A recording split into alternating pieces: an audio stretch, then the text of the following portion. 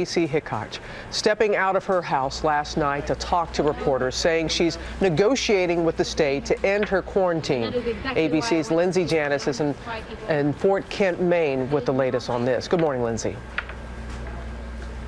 Good morning, Robin. We're standing outside of Kaci Hickox's house where, as you can see, a state trooper is standing guard. The nurse now locked in a battle with her home state that could affect all healthcare workers returning from the fight against Ebola.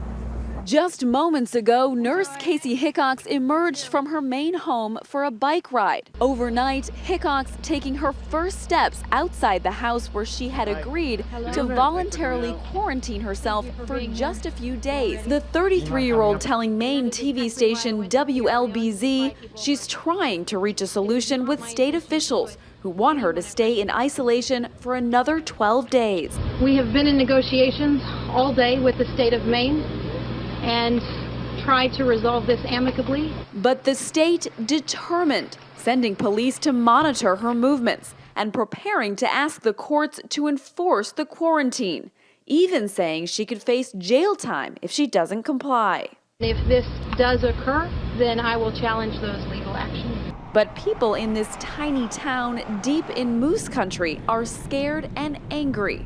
It sounds like you're saying some of the people of Fort Kent are mad at Kaci Hickox. They are. They are. The police chief telling us he's been inundated with calls. She was arrogant in saying that she was not going to abide by a voluntary quarantine.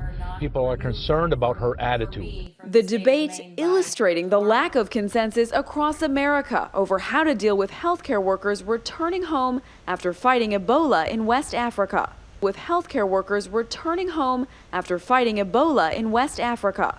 The fact is, the military will have more Americans in Liberia than any other department. Despite telling ABC News she would go to the court today to have the quarantine lifted, Hickox now